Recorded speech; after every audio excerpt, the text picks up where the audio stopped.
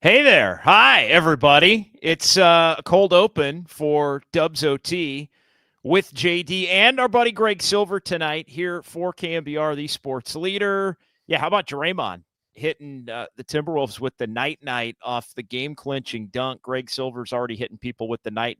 I'm at Levi's Stadium. Greg Silver is in the home studios in San Francisco, and we are live here on the KNBR YouTube page, YouTube only edition of Dubs OT, following one of the more thrilling Warrior games of the season over at Chase Center, the second of the two-game baseball-style series here over the weekend between the Warriors and the Timberwolves, and the Warriors get their revenge. 114-106 is the final. Big second half for the Dubs. They were down by 9 at the half. Huge third quarter. 44-32 Warriors in the third, and then really some gritty defense in the fourth quarter. The game kind of ground down, and it was really a battle of attrition and wills and who wanted to defend at a higher level. And the Warriors, as much as they won the game with their offense in the third quarter, won the game with their defense in the fourth quarter, holding Minnesota to 16 points. And Anthony Edwards was on a heater at one point, but they forced him into 4-5 different misses, plus a couple of turnovers. Edwards ended up with 6 turnovers. So the defense specifically on Edwards down the stretch after Minnesota had taken the lead there in the final couple of minutes, just critical. And honestly, Greg, now as we look up, Warriors are 14-9. They're 7-4 at home. This is just a really good win. I think one of the best wins of the season for the Warriors. And it sounds like I'm at Levi's Stadium, but it sounds like from just watching on television, like it was a pretty raucous and appreciative crowd at Chase Center tonight, maybe second only to the Klay Thompson game back about a month ago. Yeah, I mean, we said it after the win against Houston. I believe that this year's team is very different than last year's team, and I understand that there are similarities. I do think the lack of a second scorer and a second closer is something that could harm this team in a lot of clutch game situations, but they're very different in the situation that they defend really well and they defend at a high level. I think last year it was almost like you needed Steph and Klay and insert 2 other names to be playing well in the fourth quarter offensively, just to kind of offset the bad perimeter defense that they had, and at times really bad interior defense.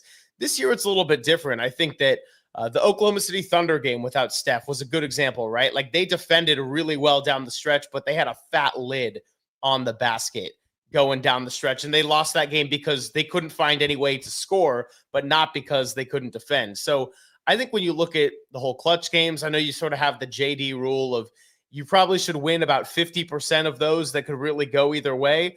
I think the Warriors are going to get closer to 50 and maybe even above if they can defend at a high level in the fourth quarter, whereas last year they just couldn't. And in today's NBA, that's going to lead to more frustrating losses than wins in clutch games like that.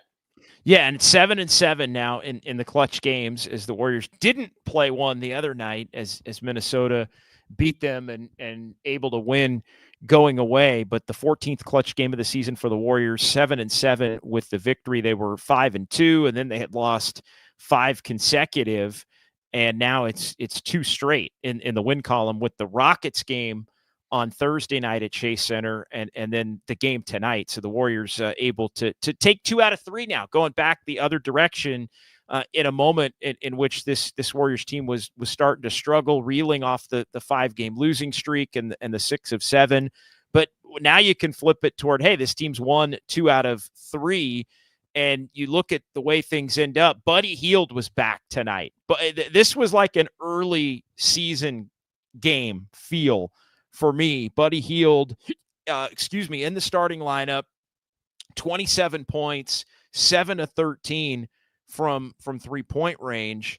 And, Warriors end up with 3 players that score 20 or more. Jonathan Kuminga got off to a really rough start. Again, I think he was 2 for 9 at one point, finished 5 for 7. He was really active. I thought his defense was really good. Kuminga had 3 blocks and 2 steals. I thought this was one of the best Kuminga set the scoring aside. He did other things besides scoring at a really high level. And when you look up at the end of the night, I think you can take the 7 of 16, especially considering it was a 2 of 9 start. And he did all these other things, the 3 blocks, the 2 steals, 7 rebounds, just a high energy effort from Jonathan Kuminga at doing the other things. And so it was Curry who really came alive for the Warriors in the third quarter, as did Buddy Hield. Curry really started cooking in the second quarter. And Buddy Hield came alive. Kuminga came alive in the third quarter with Steph, and a whole hell of a lot of defense. Kevon Looney really good. We talked about Gary Payton, great defense on Anthony Edwards throughout the game. Really made Edwards work, and down the stretch got him a couple of times there. Really forced him into some misses, and the big steal by Payton, and then Kevon Looney, 12 and 9. For Looney. So a lot of the usual, some guys that hadn't been coming up as big contributors. Kuminga, who's been more of a contributor of late. Looney's just been terrific all year, but it was a Steph Buddy Hield tandem with Kuminga that really made it feel, I thought, an awful lot like the first couple of weeks of the year where the Warriors are playing elite defense. And Buddy Hield was right there, shooting the basketball at a really high clip. And Steph Curry obviously playing at a high clip in the best games.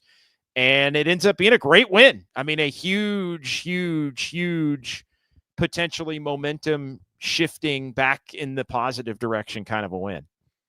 I also am really interested and intrigued by the whole fact that Steve Kerr was tightening the rotation without Andrew Wiggins. It was one of your best perimeter defenders, probably your best overall defender besides Draymond Green, and he tightened the rotation. I know that people hate when Steve Kerr goes into the matchups and combinations and everything because it can sound so broad and searching. Your favorite guys not playing. I hate searching, Greg. Anytime you hear searching, I had like a 20-minute rant on Just Dubs yesterday about how bad it is for the Warriors when he's searching. I don't like searching.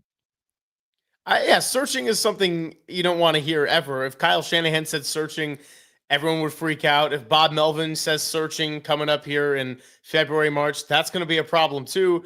But Trace Jackson-Davis got his first DNP of the season, and really it was 8. Podziemski, Looney, and Waters all played around that 20 to 22 minute, and then it was the starting 5 that really carried the bulk down the stretch. Both Buddy Hield and Curry ended up with 34 minutes, and Kuminga actually team leading 36 minutes, so he made the most of that no Wiggins. And you mentioned that he did not start the game well, which he didn't, but you got to give him credit for sticking with it. And I thought his defense down the stretch when the rest of the team really locked in and made life hard for Anthony Edwards, Kuminga was a big part of that, because there have been times where he can just be 1 of 5 struggling on the team defense, the help defense element of it, and it kind of burns the Warriors. That was not the case tonight, and he answered the bell. I'm looking. I paused here for just a second as I was watching the end of Sunday Night Football. I don't know if you had it on. But I actually don't. All right. So the Chargers, it's another episode of, oh my God, how did the Chiefs win this game? The Chargers had taken the lead by a point in the closing couple of minutes. Chiefs go down. They're able to run the clock all the way down. The Chiefs had a kicking violation after they took the lead, so the Chiefs immediately got the ball at the 40.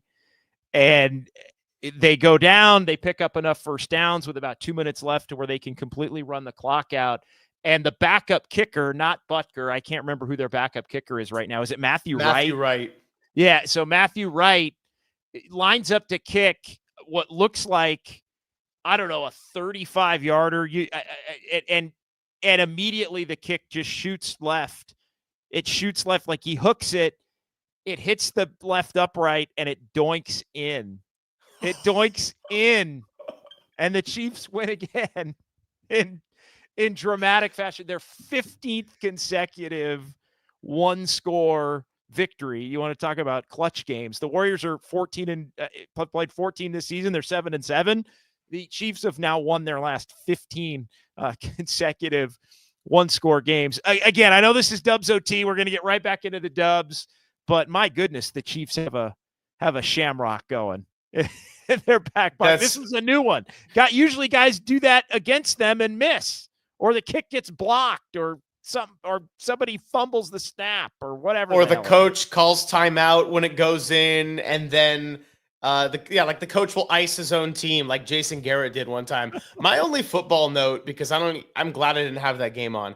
My only football note right now is it seems like all the top teams keep winning. Like there's just no separation whatsoever. The Vikings and the Eagles never lose, so they're always on the heels of the Lions, who never lose. And then there's the Chiefs and the Steelers, and the Bills finally lost today, but it's just like, oh my, like the top 6 teams in the league just don't lose. No, they do not. And again, thrilling finish in Kansas City. The Chiefs find a way, as they often do. I still think, final football thought, I still think this season it's going to bite them in the ass. I do think there's going to be a playoff game where something weird happens and it looks like they're going to pull one out of the hat, and then they end up not pulling it out of the hat because they've had such good fortune in so many of these games. Really, as I like to say, more than their fair share of these games over an extended period. Eventually, when that happens, the heartbreak comes, and so we'll see how it all shakes out. I thought that the 2016 Warriors actually had a little bit of that going the wrong direction, where they won so many close games. They almost made a mockery of the league with the games that they would not play well in and then still win in the final 6 minutes, 3 minutes, 45 seconds. Like, I mean, there was I've never seen anything like it in my life. And then something weird happened and they ended up coming up short in the game 7 when they needed one more to clinch the title. So anyway, it's Dubs OT with JD and Greg Silver here. Appreciate Greg along tonight. Of course, you can catch Greg tomorrow and every day, Monday through Friday, from 10 a.m. until 2 with Greg Papa on KNBR main it's stage. Be my first victory number, or victory Monday. It's going to be my first one. Yeah, yeah. That's right. They had not won a game. And the Warriors had not been winning many games. And now you got both of them winning some games here. Let's get into the chat a little bit as the Warriors do win 114-106. One of the better wins of the year, I think, for the Warriors. And again, now they've won 2 out of 3. They're 14-9. They still have let a couple of games slip away, but I think as you start to look at this week, things did start to flip back in the positive direction with how they played against Denver, even though they kicked that game away in the final 3 minutes. They played a real winnable, winning style in that game. They played a winning game against the Rockets, shorthanded.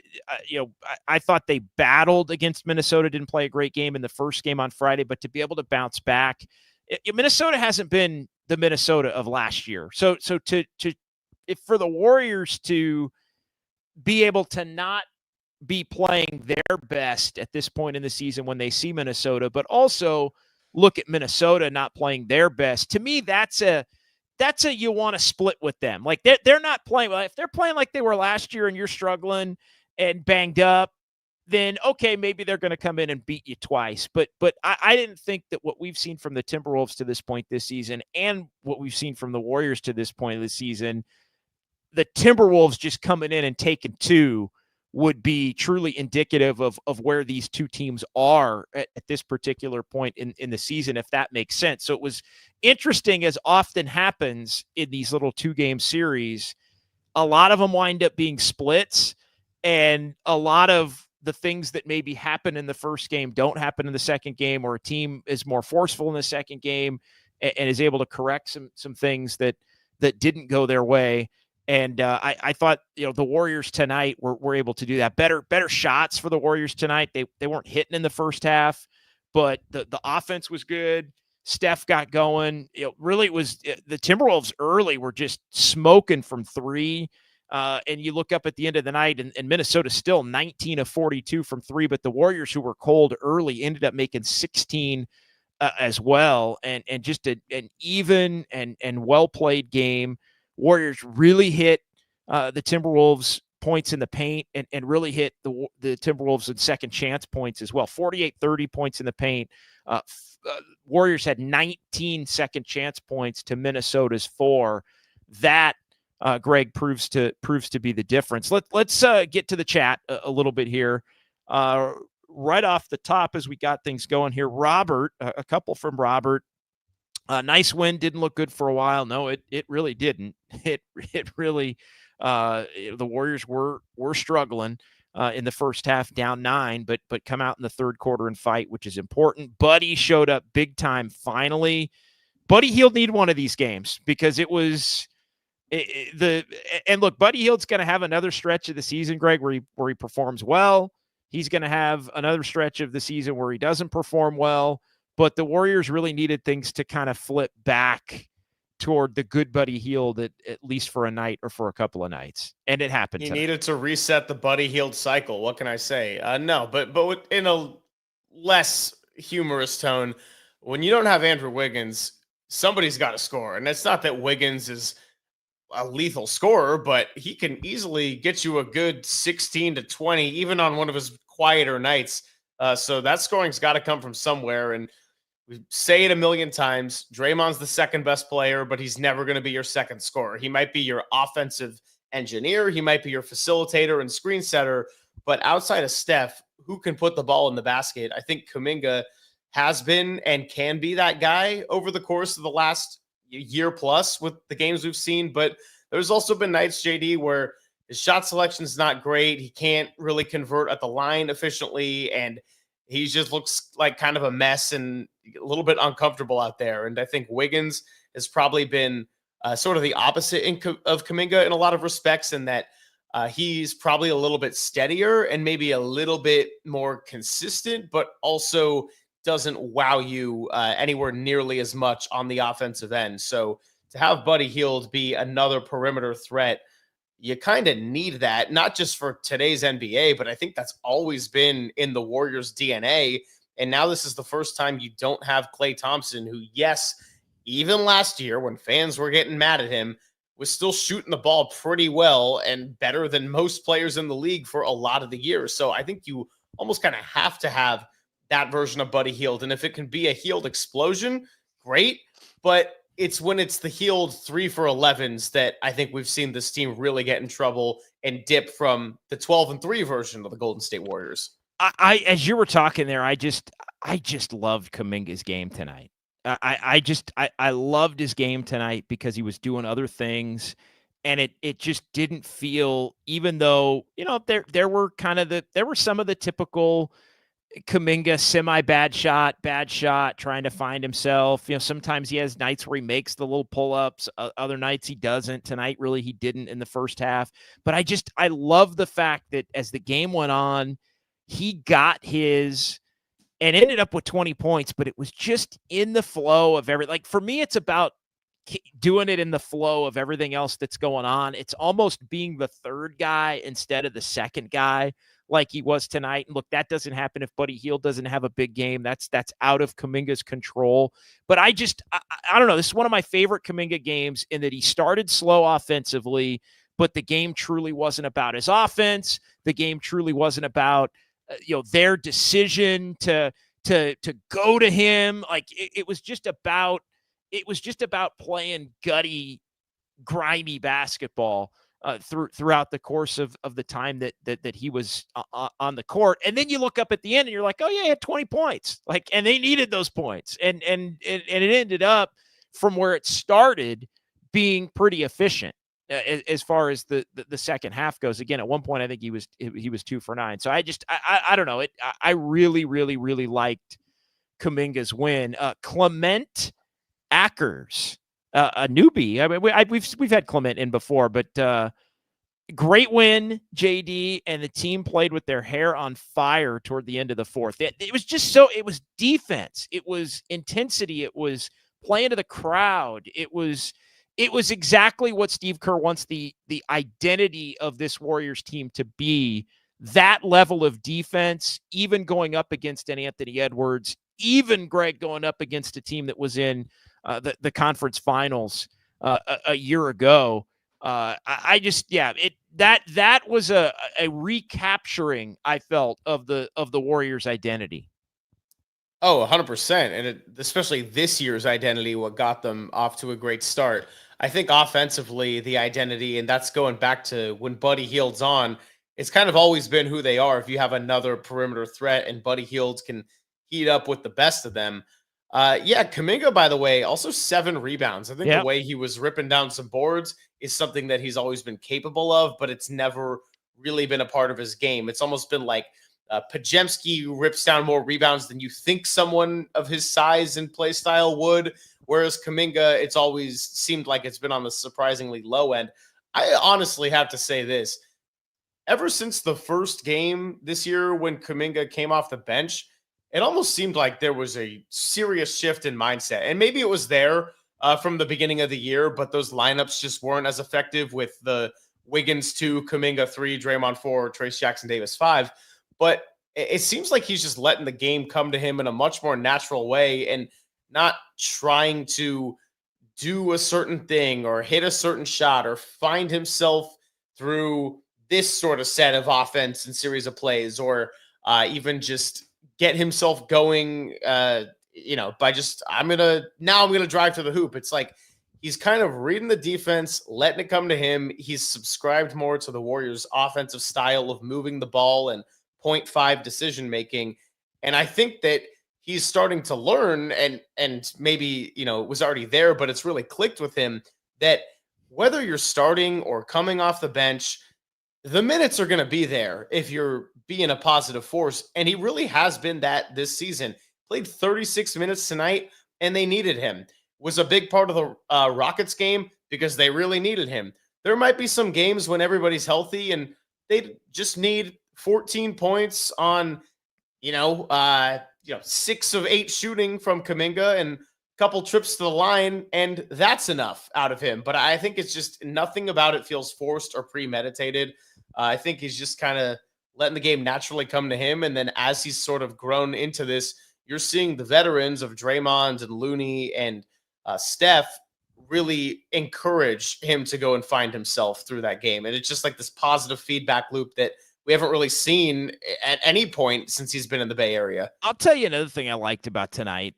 I like the fact that Steve Kerr didn't mess around. That was another one of my little rants on Just Dubs yesterday in the hour between 11 and 12 is this whole thing about the starting lineup and Draymond coming off the bench and Kuminga's playing the 4 and Looney's played well and all. And Draymond being real magnanimous and like, it's his time and talk about, forget about all that.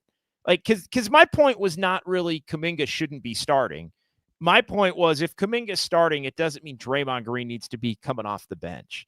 And maybe Andrew Wiggins made it easy for one night for Steve Kerr to just say, you know what, I'm going to throw Draymond right back. Like you can't say, hey, Kuminga's got to start at the 4, and that means Draymond needs to come off the bench because you got to play Looney. And then Andrew Wiggins winds up out, and you're like, well, I don't want to play Kuminga at the 3, which I can totally understand, but we're still going to keep Draymond coming off the bench because it was like, no, Wiggins was out and Kerr didn't mess around. Draymond started at the 5, Kuminga started at the 4, and you need some defense and you also need some offense, right? So he takes Brandon Pajemski out of the starting lineup for Buddy Hield, extra shooting. So you go Steph and Buddy Hield in the starting lineup, extra shooting. You go small with Draymond and Kuminga. Just play your best players. Like, don't get cute with it. It just kind of, it's not so much, again, the Kuminga part for me on that. It's you're taking Draymond Green out of the starting lineup for Looney or for Peyton or for just freaking play Draymond Green and start Draymond Green. Like, play your best players. So when Wiggins goes out, he goes the defensive component with GP, and you need to have more offense and shooting in particular if GP is going to be out there because he struggled so mightily shooting the basketball. So Buddy Hield gets a shot to go back in and play with Steph. And it was just play your best players. And I liked that. And I know the Warriors, were down at halftime. They were down 9 into the first quarter.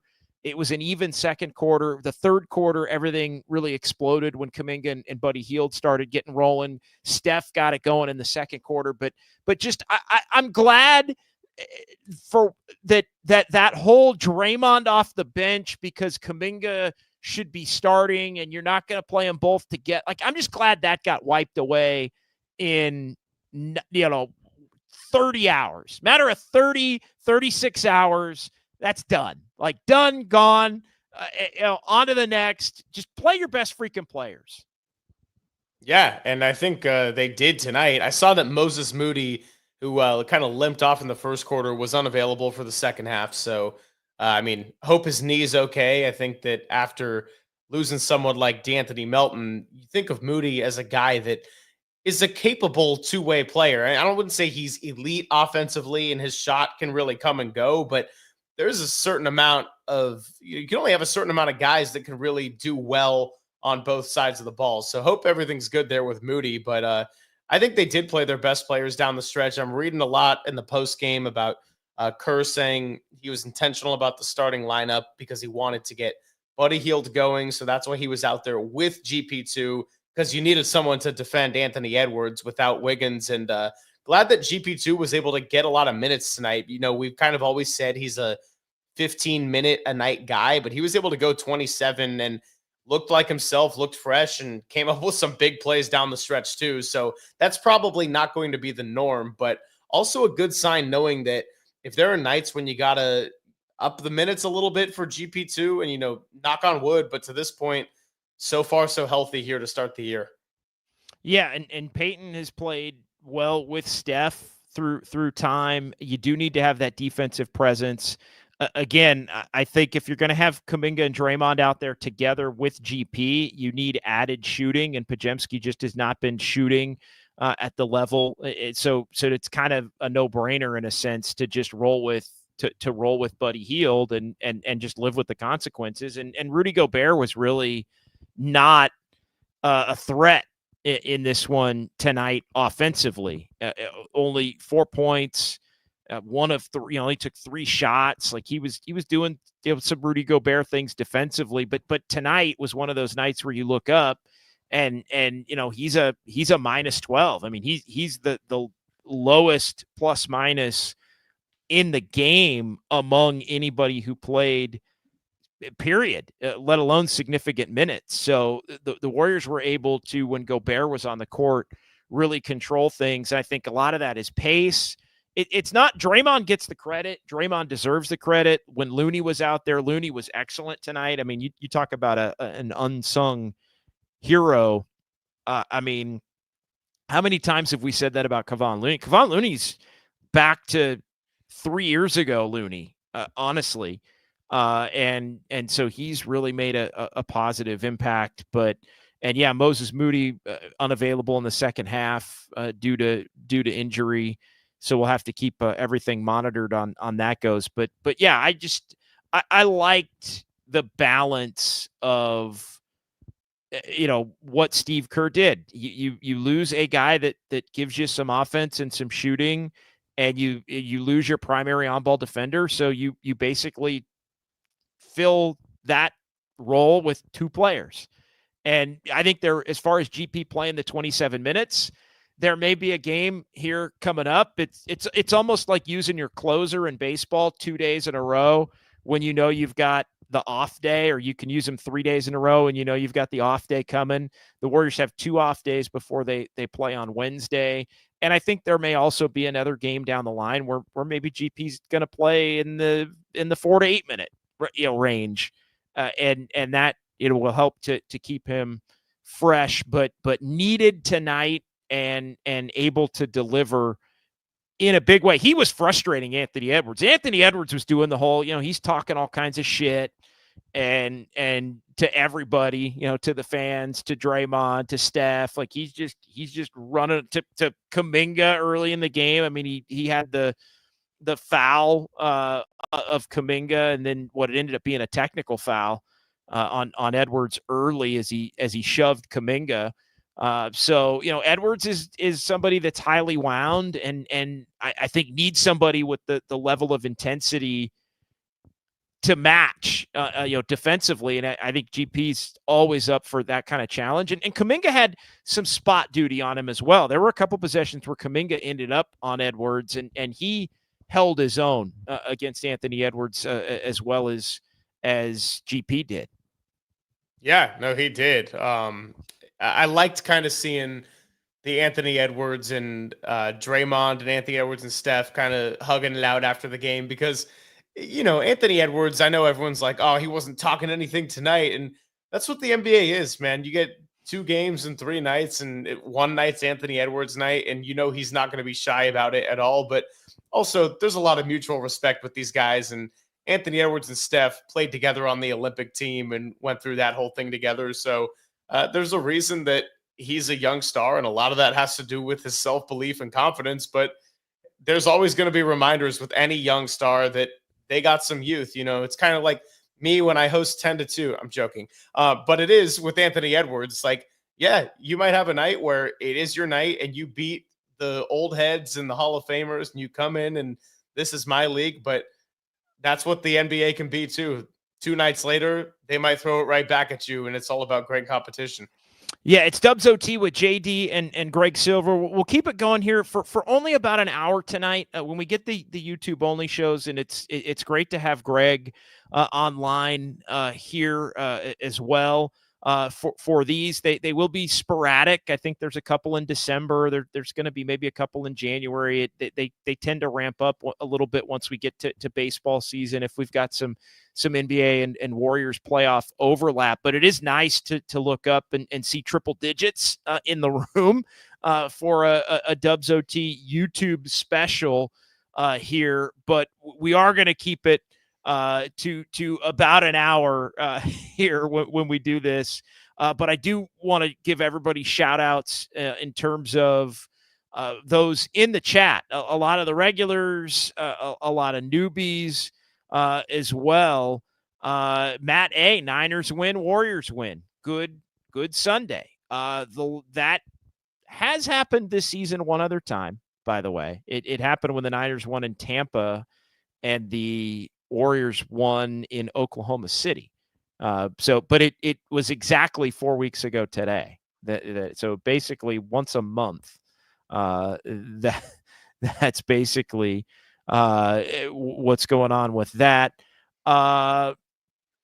Prob Grewal, Kuminga, I always feel like, okay, here it is. He's so close to being consistent. Yeah, I mean, that's part of being a young player. I think for the time being, we just have to accept, this is something that I've accepted. Like, he isn't going to be consistent. But nights like tonight, I think, are really good because he has a lot of games where he gets off to bad starts. Hasn't been as much of an issue lately, maybe in the last week, but he has a lot of games where he gets off to a tough start shooting, maybe taking some bad shots. He also does tend to gets on a roll within those games a lot. So I think the activity level was great for Kuminga tonight.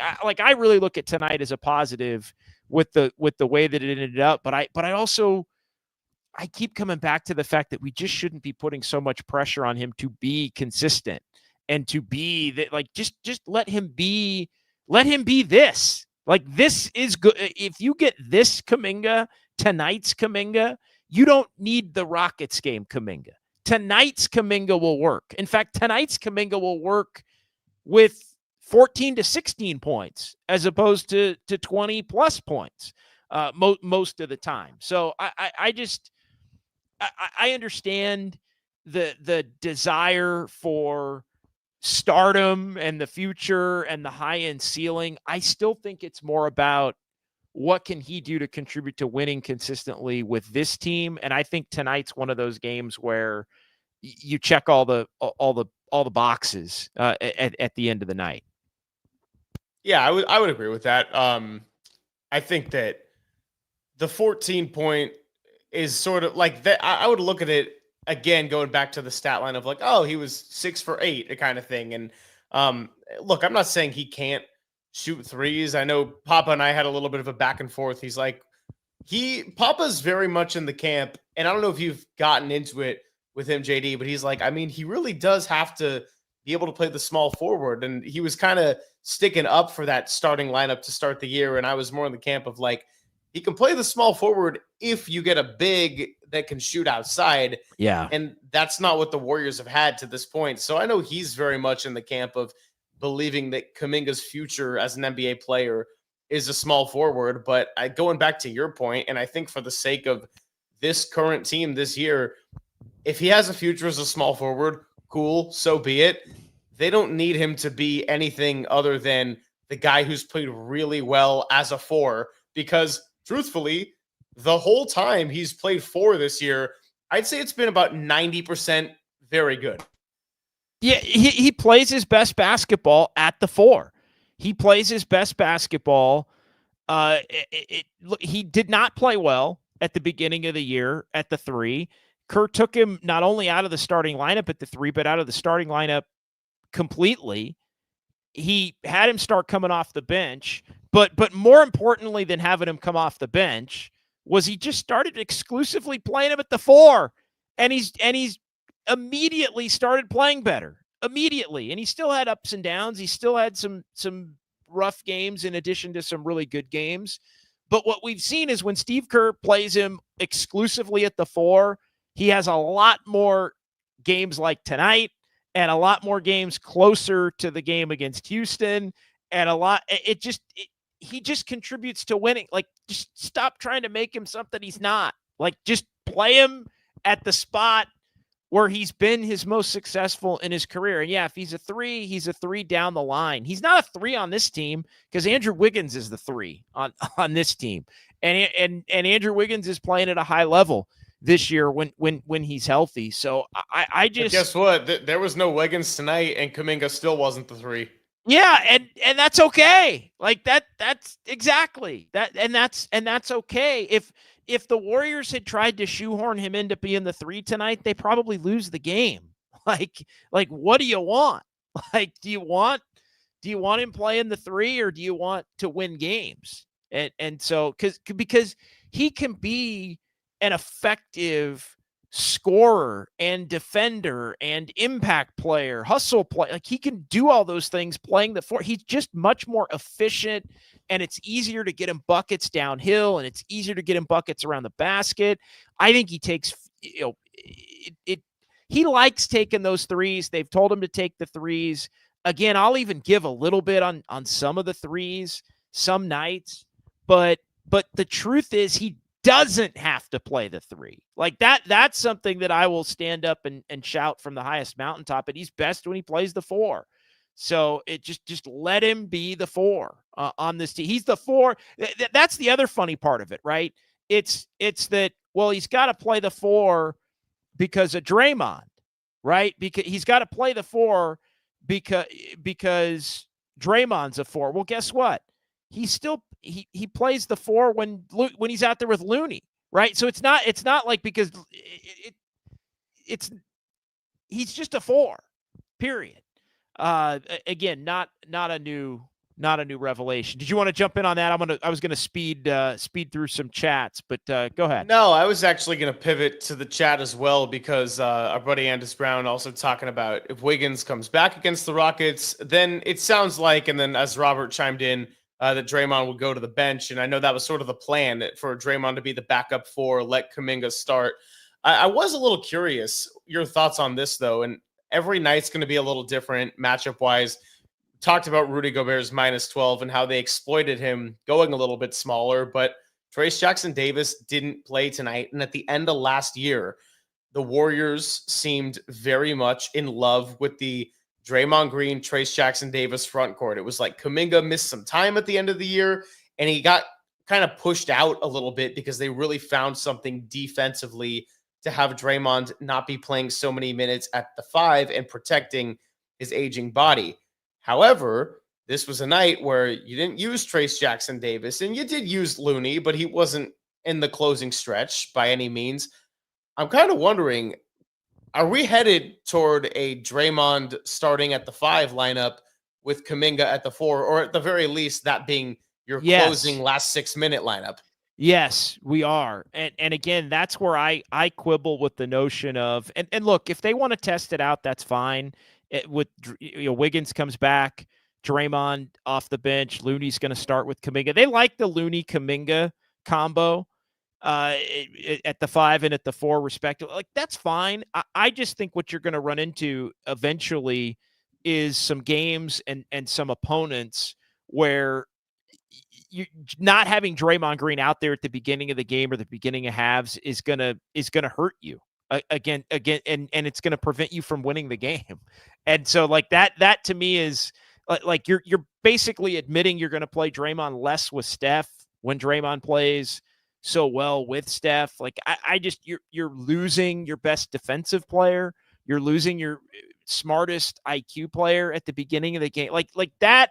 I understand all the reasons that they're considering it. I just think it's foolish. I think it's an overthink at this point. It's just, if Kuminga, if anything, I would, I was gonna say, if anything, I would bring Kuminga off the bench if I was going to do that. But then you run into the whole, Draymond and Looney playing together. They like the Draymond, Trace Jackson Davis pairing, although TJD's not played well since the beginning of the year. I mean, he played pretty well at the beginning of the year. They like that combo. But to me, you stick with your best players most consistently in your best combinations. I think if they go back to Draymond coming off the bench, it's not something that's going to be for the long haul, because any one little thing happens to the lineup, like what happened with Wiggins, and you should be immediately putting him right back in, which to me is just an admission that he should be in there already. So I don't know. I'm probably beating a dead horse with that. But I spent a good chunk of the show yesterday on just Dubs. It just doesn't add up to me. Like play him the first 6 minutes and then put Looney in the game if you really want to, or play Draymond and Looney together at the beginning, and then bring Kuminga in for Draymond for 6 minutes and play. But again, I get it. You want Kuminga with Looney, and Looney's not going to play the whole quarter, and I understand the combinations and subs, and guys aren't playing 12 minutes straight and all that, though. I'm going to ask you a question that only you'll be able to answer with facts just off the top of your head. So the Warriors are now 14-9. Do you know what they were through 23 games last year? Because this is around the time when it started going south. Yeah, no, they were. Well, it already had gone south at this time last year. I want to say I kind of lost track of it. I'm going to look it up as we're talking here. Okay, so while you look it up, they were 8-10. They were. I'm trying to think what it was. We're right, December 8th. Yeah, they had some road games in there. So what are they right now? They are 14-9. They're 14-9, and yeah, they were 10-13. They were 10. They're 10-13. Yep, and it was the night of the Draymond Nurkic incident. So yeah, it was 10 Happy anniversary. It was 10-13. Yeah, the official anniversary is the 12th. So they're actually a little ahead. In terms of the days, because of the way the Emirates Cup is stacked up. So they had just won or just lost their one of their Emirates Cup games, their Emirates Cup makeup game in Oklahoma City. That was actually a year ago today on the 8th, but that was their 22nd game. So then their 23rd game was in Phoenix the night that Draymond had the incident with Nurkic. So yeah, so they're 4 games better right now after 23 games. Okay, so 4 games is, there's a difference between 14-9 and 10-13. But the reason I'm even bringing this up is because you'd rather be 16-7. Steve at the start of the year was saying, I'd like to keep the starting lineup iterations to the single Yeah. digits. And we're already, He I don't always know says what that. we're at right now, Like but 12, I think. it's Different better ones. to be tinkering around all the time when you're 14-9 than when you are 10-13. And this is a better team right now that also has less drama. Draymond Green to this point has been really locked in. He's been a great leader. Whereas last year he was a little bit more all over the place and getting suspended. That's a big part of it. However, I also think there are limitations to how long you can be constantly changing the starting lineups. And when you have a team that's fully bought in, it's easier to do so. But when you have a roster full of young guys, I also think there's going to be value in clarity and not just making every single thing matchup dependent, because that's what kind of got them in trouble a lot last year. And the soul searching went on for too long. So, again, they're a better team. They have a better record to show for it right now. I just don't love being about, a little over a quarter into the season. I don't love the constant changing of starting lineups, injuries aside. Like, Yeah, I don't either. I don't either. Again, if they were 16-7, I think you could even more so get away with it. Like, I think they're kind of caught in the fringe of being able to get away with it because of the hot start versus they've done all this tinkering lately. And I think it's a big part of the reason. They would say they've done all the tinkering because they haven't played as well. I would say they haven't won as much because they've been tinkering more. Like that would be my official spin on where things stand as far as that goes.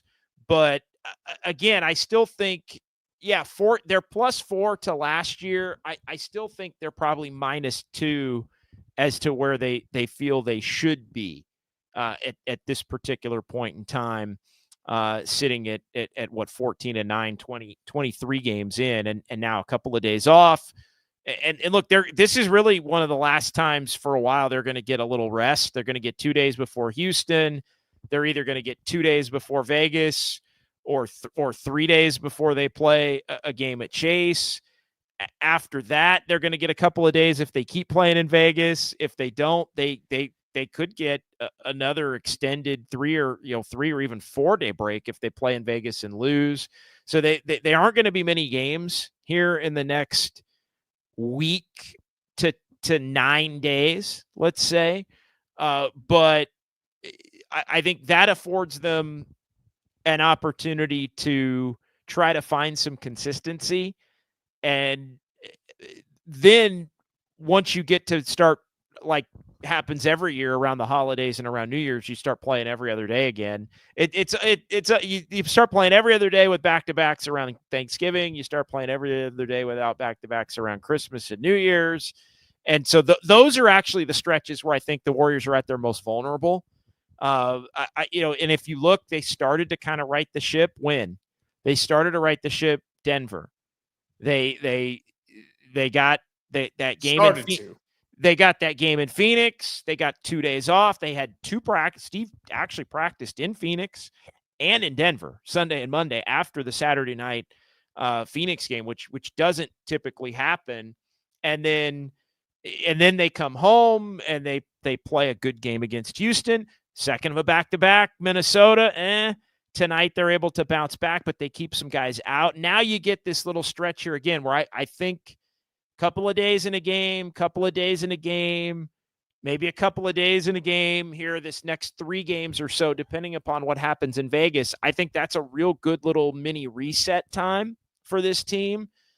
But they got to have whatever dialed by the end of that stretch, because once they get to Memphis that week before Christmas, they're coming rapid fire again for the next couple of weeks after that. And again, I think that's where they're at their most vulnerable, because they're going to be resting players. They're naturally going to have injuries. They're going to have travel involved in all of this. So long-winded answer about tinkering and all of that. Tinker now. Tinker going into Houston, who you've owned. Tinker if you go to Vegas, or even if you don't. But when you get into that December 19th at Memphis, at Minnesota, you come home, Indiana, Lakers, Clippers, Suns, Cavs, Philly, rapid fire. all the way through. You play both Saturday and Sunday the first weekend of the year at home. You play Saturday and Sunday at home. So you got a lot, and then you play the 7th after you play the 4th and the 5th. So you go 2, 4, 5, 7. That is a stretch of about 2.5 weeks that I would worry that if the Warriors don't have their shit together, we can say that here on the Dubs OT stream only, YouTube only show, then they could find themselves in a little bit of trouble. Ebe here, back to the chat. I'm gonna run through a bunch of these here. We're down to our final 10 minutes here tonight. Appreciate everybody watching on YouTube and Twitch. Ebe here, JK played hard the whole game. Rebounds, his defense, this is the best he'd looked in a long time. Complete game. Wholeheartedly agree. Drew Down, great win for the Dubs. Robert, it's Greg. You bet your ass it's Greg. Yeah, hell yes, it's Greg. Hi, Greg. Welcome. Drew Down, happy for Buddy to find his shot tonight. Yeah, Buddy was starting to he was starting to take the wrath a little bit. A little bit. Buddy cooked for sure. Yeah, Buddy definitely was cooking tonight. GP2, huge defensive plays. That from our buddy Drew Down. Drew Down Dubs own the Rockets. Yeah, 15 straight head-to-head against the Rockets. Wouldn't it be something if that ended with a shot to go to Vegas? Goes again all the way back to pre-COVID. Did you see what our buddy Austin Scott did, by the way, as far as was it the starting lineup? Yeah, do you remember the starting lineup? Okay, so it was do you remember? Marquise Chris. We just posted it a couple of days ago, but yeah, Marquise Chris was one of them. Draymond, Damian Lee. Oh, pretty good. I actually have to find it to make sure I have it right. It was a D'Angelo Russell, Damian Lee. No. Not D'Angelo Russell? No. D'Lo. This was actually after. I might be giving one away here. This was after. It was February 20th, so it was after the trade deadline. Oh, so Wiggins. They had Wiggins then. It was they did have Wiggins, but he wasn't in it. But did he start? I'm asking you. I don't have the JD Wizard memory. I'm trying to throw you. Yes, Wiggins. I'm going to say, okay, so Wiggins, Damian Lee, Draymond, Marquise Chris, and Kai Bowman. So close. You got 4 out of 5. You got Marquise Chris. You got Draymond. You got Damian Lee. You got Andrew Wiggins. And shockingly, the 5th Warrior starter on that night, February 20th of 2020, last time the Warriors lost to the Rockets, Jordan Poole, rookie Jordan Poole. Oh. Rookie, pre-G League bubble, going to fix my game, Jordan Poole, like rookie Jordan Poole. See, that's funny. I have the whole Jordan Poole as a point guard section blocked out of my brain because I just remember the shooting guard Jordan Poole when Steph was back. That's funny. Yeah, rookie Jordan Poole and so that was the last time the Warriors lost to the Rockets. I think it was the first game after the All-Star break. And it was not pretty. It was not pretty. Rebel to Sounds gave up too many corner threes. Defense was okay. They gave up too many corner threes. The defense was not great in the first half. I will say that. It was excellent in the second half. Minnesota also was hitting. I hate to sound like Fitz, but Minnesota was kind of hitting everything. They were kind of hitting everything in the first half, and they cooled off. But you know what? The Warriors made them cool off because they upped their defense. Joe Schmo, nice win for the Dubs and Niners. Boots on the ground. Yeah, boots on the ground at Levi's Stadium. I'm in the same studio here that we did 49ers pre and post game. Max Lopez, can we give Kerr his flowers for not letting Kevon Looney go? I know that's one that's near and dear to your heart, Greg. Yeah, I mean, also flowers to Mike Dunleavy Jr. as well on that one. Look. Oh, by the way, just to jump in, I don't know if I've told you this. I don't know if I've told you this off air or not. So Mike Dunleavy, like, wants to be called Mike Dunleavy, and not Mike Dunleavy Jr. Like that's actually kind of gone around through the Warriors. Like, just a point of, like, if you write it, just write Mike Dunleavy. He's just going to go by Mike Dunleavy. So Mike Dunleavy. Even though you may think of Mike Dunleavy as his dad and Mike Dunleavy Jr. or whatever. I mean, obviously Mike Dunleavy coached in the league and was a GM for a long time. And played.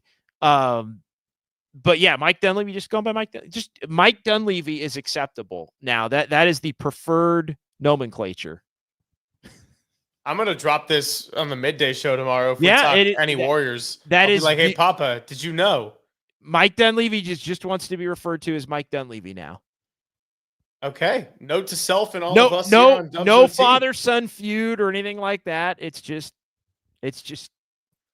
I am who I am.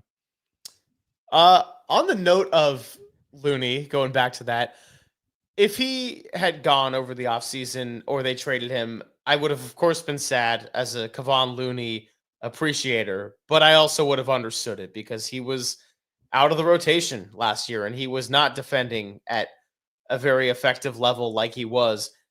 He looks more fit now. He's never been a bouncy player. He's never been the Trace Jackson-Davis get above the rim kind of guy. But in that Houston game down the stretch, and this I did talk about with Greg Papa, he's not just good defensively. He is great defensively, just in terms of how much he has seen playing with Draymond Green. His abilities and athleticism probably are not going to blow you out the water, but his knowing where to be, how to rebound, how to defend a lot of bigger players or even guards, like he was making Jalen Green's life hard, is really impressive. So we like to mention this one a lot too. The last time the Warriors won a playoff series, second best player on the roster, Kevon Looney. It was Kevon Looney, and it was only, a little over a year and a half ago. Hard to believe. That was still last year. We're still in 2024. It was the early part of last year. My goodness, so many things have happened since then. Kevon Looney was special. And look, I have heard, to Max Lopez's point, that Kerr, and I've mentioned this on the show, I think at different points. I think the last time might have been during camp, when I was over in Hawaii. Like, Kerr really, from what I understand, went to bat for Looney and Gary Payton II specifically.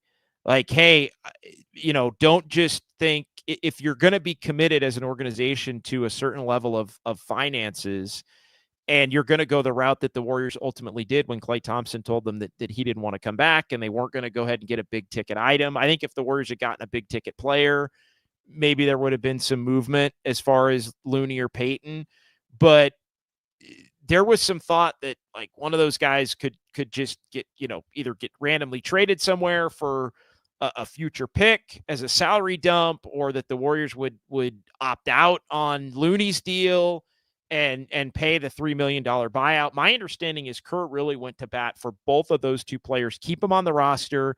They're not making a ton of money in the grand scheme of things. They're both excellent locker room guys who have intangibles that really can help the Warriors if they're at their best on the court. And we've seen Payton and Looney both be closer to their best on the court. So there is something to the Steve Kerr component to that specifically. GSW Vera, JD. Yeah, Joe Schmo, Soto to the Mets. Yeah, what a deal that is. 15 years and $7 billion. No, 750 million, I guess, or 65 million or something. Baseball contracts are just insane. Yeah. I don't even want to think about where I'm going to be at the end of that contract. Draymond balled tonight. Buco Sports. Yeah, appreciate everybody. No, we're not going to talk Soto. Sorry, Cole. Actually, I guess we just did. But yeah, we just did. It's a ridiculous contract. Rebel to Sounds, Kuminga played some good defense. San Jose Jazz fan 4. Mrs. Jazz fan. The Warriors can be so aggravating to watch. Tonight was a great win, as Drew Clown then followed up with. I don't know. I thought tonight was the anti aggravating to watch game. I thought tonight was pretty fun for Warriors fans to watch. Didn't start off great, but they really fought. A couple of comments about Chris Finch playing Gobert. I mean, Gobert's one of his guys. Like, they don't, Andis, if I was Finch, I would have played Nas or gone small with Conley. Yeah, they could, Randall at the 5, no spacing for Ant to attack when Rudy was in the game. I think it's a fair point, but they also tend to roll with Gobert overall.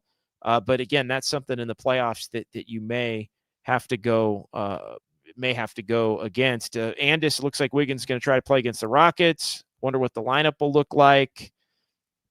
Again, against Houston, maybe you get away with the Draymond off the bench thing again against Houston. Again, I'm not saying Kerr's not going to do it, but I just wouldn't stick with it for very long here. All right, final couple here in the chat. Let's see, as we kind of get closer to the 9 o'clock hour. And then, Andis following up. Draymond's going to have to grind it out at the 5. Yeah, I just think you got to play your best players. Just got to play your best players. And like, I have no problem with Kuminga playing the 4 at all. Like I've said for 2 years, 3 years, he's a 4. But yeah, it does mean that Draymond is going to have to do something that maybe he doesn't want to do, which is, I think, part of the reason why he's been so vocal about, hey, I'll come off the bench. Hey, he can play the 3. Like all these different things talking about Kuminga that prevent him from having to do it as much over the course of time. Uncle Looney, I'd like to see Curry cook more right away. He defers a lot to get others involved, just needs to cook early. Yeah, I'm kind of with you. I do think he has to pick his spots, though, Greg, as far as looking to cook early, because he is trying to preserve energy for late in games. And so I think that's a big part of what's going on there as well. All right, let's call it a night on that note. Big thanks to everyone in the YouTube chat. Greg, I'll give you just a couple of final thoughts and an opportunity to promote what's coming up with you and with Greg Papa tomorrow, 10 to 2 here on The Sports Leader. And yes, Rocket New Era. JD is everywhere. Yeah. Everywhere. Yeah. Maybe, one more real quick. New Era questioning the Mike Dunleavy thing. He doesn't like Junior. No, it's not he doesn't like Junior. I just think, I don't know. He just prefers just Mike Dunleavy from now. Again, there's no family rift or anything like that. I just think it's like, hey, I'm Mike Dunleavy. I'm going to go by Mike Dunleavy. So no, again, there's no real story there other than just, I was told, hey, the preferred, whether you're writing it or saying it, is just Mike Dunleavy. So anyway, final thoughts are that we're going to have some good Niners talk tomorrow. It's going to be my first victory Monday for the 49ers, which is kind of sad, but hey, better late than never. Season's not done yet. Is there a way where they can all get to 9-8 in the division and the 49ers get the tiebreaker? Yes. The answer is still yes, but it needs about 7,000 specific things to go right. So I'll outline that tomorrow. Oh, you will? Really? I could just post it. I have it right here, actually. Then do it. Fire it away. No, I'm just kidding. I actually do have it, but that's funny that you're bringing that up, because that was a topic of conversation today in the press box. The 4-way 9-8 tie would go to the Niners as long as the division games go a very specific way involving the Niners, but also not involving the Niners.